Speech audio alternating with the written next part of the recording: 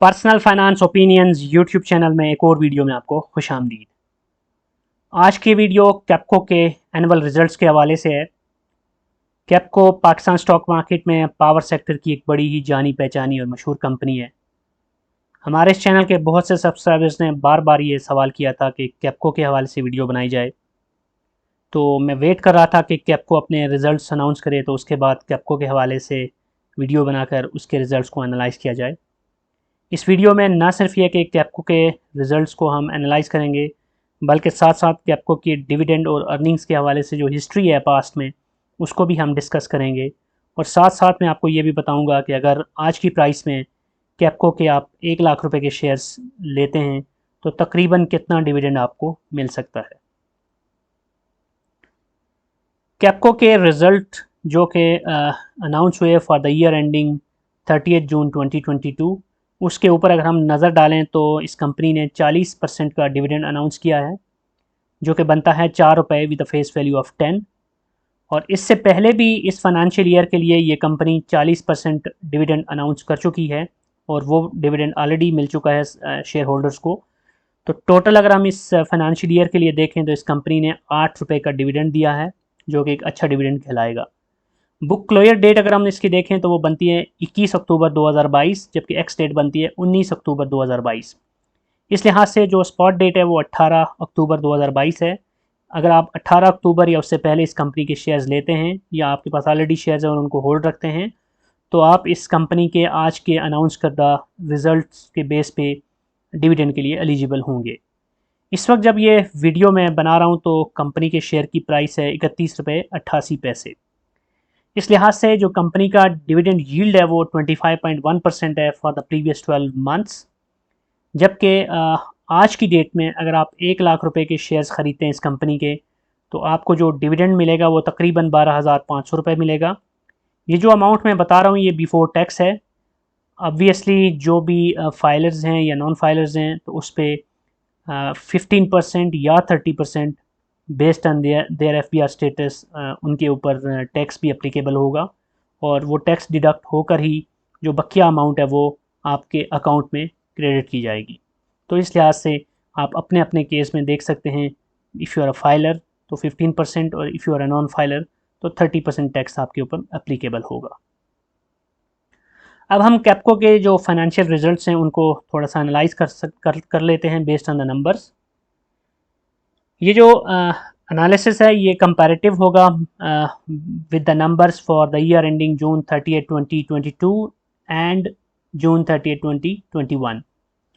सबसे पहले top line item net sales को अगर हम देखें तो पिछले साल इस कंपनी की नेट सेल्स थी 69.6 बिलियन, जो इस साल बढ़कर 136.5 बिलियन हो गई। और एक बहुत बड़ा इजाफा हमें देखने को मिला सेल्स के अंदर, 96.16% इजाफा हुआ इस कंपनी की नेट सेल्स के अंदर।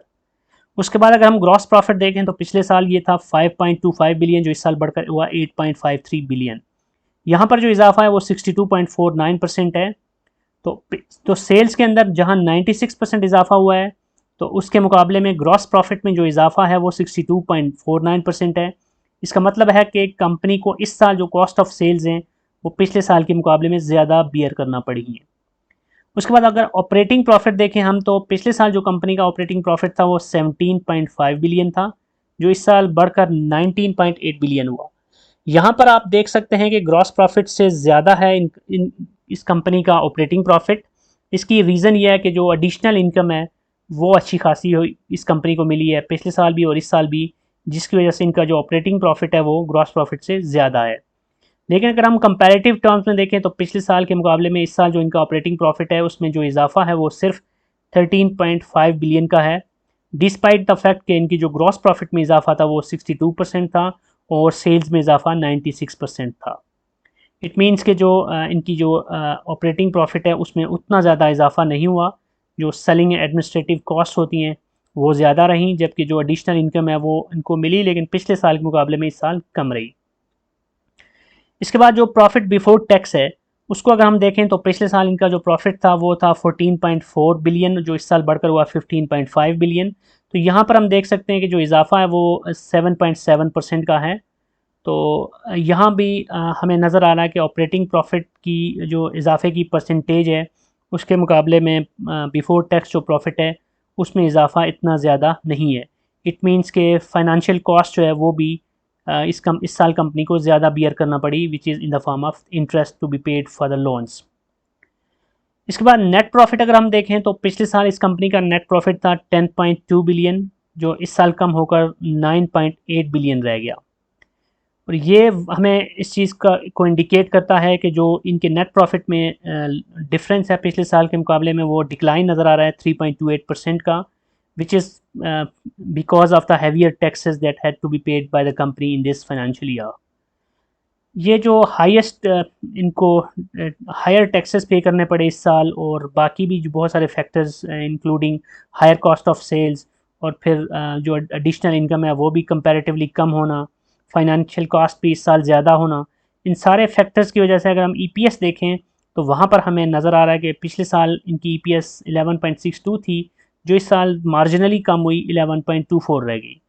तो डिस्पाइट द फैक्ट कि इनकी ईपीएस में हमें कुछ कमी नज़र आ रही है, लेकिन इंपॉर्टेंट चीज़ ये है कि कंपनी की सेल्स अच्छी खासी बढ़ी हैं, विच मीन्स के अगर कॉस्ट ऑफ सेल्स को कवर किया जाता है बेहतर तरीके से, और साथ साथ अगर टैक्सेस जो हैं वो कुछ कम हो जाते हैं इन द अपकमिंग ईयर्स, तो इस कंपनी की जिस तरह सेल्स बढ़ रही हैं, विच मीन्स कि it has a good potential to grow its EPS in the upcoming quarters और इन द अपकमिंग ईयर्स। लेकिन ये सारी चीज़ें डिपेंड करती हैं मुल्क की ओवरऑल इकोनॉमिक कंडीशंस के ऊपर, पावर सेक्टर के हवाले से अगर गवर्नमेंट की कोई इंसेंटिव्स होते हैं तो उनके ऊपर, पॉलिसीज़ जो गवर्नमेंट की होती हैं उनके ऊपर, और साथ साथ इस कंपनी को जो रिसीवेबल्स पेंडिंग हैं वो अगर कैसे मिलते हैं, उनको बेहतर तौर पे यूटिलाइज़ किया जाता है, तो ये सारी चीज़ें काउंट करती हैं। और साथ साथ इस कंपनी का रिसेंटली लाइसेंस के हवाले से जो प्रॉब्लम था, वो भी लाइसेंस मज़ीद कुछ अरसे के लिए इनका रिन्यू कर दिया गया है। That's another sigh of hope for the investors who are already invested in Capco or who are aiming to invest in Capco. अब हम कैपको की ईपीएस एंड डिविडेंड हिस्ट्री को देख लेते हैं, क्योंकि एक साल अगर कंपनी ने 8 रुपये डिविडेंड दे दिया तो सिर्फ इसकी बेस पे आप इसके अंदर जंप इन नहीं कर सकते। ऑफ कोर्स आपको इसकी जो अर्निंग और डिविडेंड का है पूरा ट्रैक रिकॉर्ड वो देखना पड़ता है। अगर हम ईपीएस का ट्रैक रिकॉर्ड देखें 2014 से लेकर 2021 तक, तो आप देख सकते हैं कि इस कंपनी का ईपीएस 2014 में जहां 8.78% था, वो अब 2021 में 11.62% हो गया है। लेकिन बीच में आप देख सकते हैं कि 2020 में इनका ईपीएस अच्छा खासा बढ़ा था 26.83%, सॉरी 26.83 रुपीज़, जबकि 2019 में ये 14.9 था।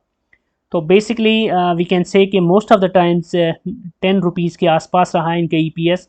लेकिन हम ये देख सकते हैं कि थ्रू आउट फ्रॉम 2014 टू 2021 कभी भी इनका ईपीएस नेगेटिव में नहीं गया, यानी कि कंपनी कभी भी लॉस में नहीं रही।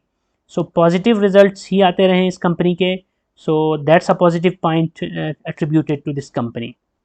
अगर हम डिविडेंड की मद में देखें तो वहाँ पर भी हमें नज़र आ रहा है कि 2017 से लेकर 2021 तक अगर हम 5 साल देखें तो मुसलसल कंपनी ने डिविडेंड दिया हर साल, और जो सबसे ज़्यादा डिविडेंड दिया इस कंपनी ने वो 2021 में था 10 रुपये, जबकि 2017 में 9.05, 2018 में 9.15, जबकि 2019 में 4.5 और 2020 में 1.5 था। तो कंपनी मुतवातर और रेगुलर आपको डिविडेंड दे रही है। और 2022 का यहाँ पर जो कि हम ऑलरेडी डिस्कस कर चुके हैं कि इसने जो डिविडेंड दिया है वो है 8 रुपये, जबकि ईपीएस अगर हम बात करें 2022 की तो वो बनती है इसकी 11.24। So overall we can say कि कंपनी रेगुलरली डिविडेंड दे रही है अपने शेयर होल्डर्स को। तो इस लिहाज से हम कह सकते हैं कि वो इन्वेस्टर्स जो कि डिविडेंड को ज़्यादा फोकस कर रहे होते हैं उनके लिए हमेशा से ये कंपनी एक अट्रैक्शन रही है। जहाँ तक डिविडेंड के अलावा बाकी फैक्टर्स की बात है, एज अ कंक्लूजन मैं कुछ बातें करूँगा, क्योंकि अक्सर हमारे सब्सक्राइबर्स की ये फरमाइश होती है कि जो भी वीडियो बनाई जाए तो उसके आखिर में कुछ कंक्लूसिव रिमार्क्स दिए जाएँ। एक इम्पॉर्टेंट चीज़ तो ये है कि I am not a financial expert, और मैं कभी भी आपको कोई इन्वेस्टमेंट एडवाइस नहीं दे रहा होता, बल्कि सिर्फ ओपिनियन आपके साथ शेयर कर रहा होता हूँ, क्योंकि इन्वेस्टमेंट के हवाले से जो भी डिसीजन है वो आपका अपना होता है, based on your on circumstances. आपकी जो भी इन्वेस्टमेंट स्ट्रेटजी है, जो भी आपका इन्वेस्टमेंट की गोल है, जो आपकी रिस्क एपेटाइट है, उन सारी चीज़ों को आपने जहन में रखना होता है। लेकिन जहाँ तक मेरी ओपिनियन की बात है तो मैं समझता हूँ कि पावर सेक्टर पाकिस्तान के अंदर उन चंद गिने चुने सेक्टर्स में से है कि जो बहुत अच्छा डिविडेंड पे कर रहे होते हैं। और सिर्फ कैपको ही नहीं बल्कि और भी काफ़ी सारी कंपनीज़ हैं जिनको मैंने अपनी वीडियोज़ में कवर भी किया है कि वो बहुत अच्छा डिविडेंड देती रहती हैं। तो अगर आप डिविडेंड कॉन्शियस हैं और डिविडेंड की मद में एक स्टेडी इनकम चाहते हैं तो इस तरह की कंपनीज़ में इन्वेस्टमेंट करना आपके लिए फ़ायदेमंद होता है, जो कि आपको रेगुलरली डिविडेंड दे रही होती है। लेकिन साथ साथ ये भी इम्पॉर्टेंट है कि आप देखें कि कितना पोटेंशियल कैपिटल गेन भी मिल सकता है। तो कैपिटल गेन के हवाले से शायद कोई बहुत ज़्यादा आपको इस तरह की कंपनीज़ के अंदर तेज़ी देखने को ना मिले, तो इस चीज़ को भी आपने जहन में रखना है। तो इस वक्त इस कंपनी में जो शेयर प्राइस 31 या उसके आसपास चल रही है, तो मेरी पर्सनल ओपिनियन ये है कि अगर तो आपने ऑलरेडी इस कंपनी के शेयर्स रखे हुए हैं तो 4 रुपये का जो डिविडेंड अभी मिलेगा that's definitely a good thing. लेकिन अगर आप इस टाइम पे इस कंपनी के शेयर्स के अंदर जंप इन करते हैं only for the sake of the current dividend, तो that will not be a wise approach. किसी भी कंपनी के अंदर मैं बार बार अपनी वीडियोस में कहता हूँ कि अगर आपने डिविडेंड हासिल करना है और उसमें लॉन्ग टर्म रहना है तो सिर्फ उस वक्त इन्वेस्ट ना करें जब उसका रिज़ल्ट अनाउंस हो चुका हो, बल्कि जो अक्लमंद इन्वेस्टर्स होते हैं वो ऐसे टाइम्स के ऊपर कंपनीज़ में इन्वेस्ट करते हैं जब उस कंपनी के अंदर जो शेयर प्राइसेस होती हैं वो for the other reasons other than the companies it's on reason already नीचे होती हैं। जब डिविडेंड अनाउंस हो चुका होता है तो उसके बाद तो कंपनी की प्राइस ऊपर जा रही होती है, तो उस वक्त अगर आप 4 रुपये डिविडेंड के लिए किसी कंपनी के अंदर चले जाते हैं और शेयर ले लेते हैं तो मे बी कि उतनी ज़्यादा अप्रिसिएशन ना हो उसकी प्राइस के अंदर, और उसके बाद जो ही वो एक्स होगा तो उतनी ही अमाउंट से वो नीचे चला जाएगा, तो at the end you will be a loser. So इन सारी चीज़ों को जहन में रख के आपने इन्वेस्ट करना है और डिसाइड करना है कि आपने इसको अपने पोर्टफोलियो में रखना है या आपने एक्स डेट से पहले इसमें से एग्ज़िट कर जाना है, या फिर आपने मज़ीद इस कंपनी के शेयर्स ख़रीद कर अपने पोर्टफोलियो में इसके नंबर ऑफ़ शेयर्स को बढ़ाते रहना है। प्लस आप ये भी कर सकते हैं, बहुत सारे लोग डिविडेंड री इन्वेस्टमेंट स्ट्रेटजी पे होते हैं फॉर द कंपाउंडिंग, तो उस मकसद के लिए वो ये कर रहे होते हैं कि जो भी इस कंपनी से या किसी भी कंपनी से डिविडेंड आता है उसको दोबारा या तो उसी कंपनी में या फिर दूसरी कंपनीज में री इन्वेस्ट करते रहते हैं। तो it all depends on your circumstances and your requirements. Anyways that's it from this video. I hope कि ये इन्फॉर्मेशन आपके लिए यूज़फुल होगी।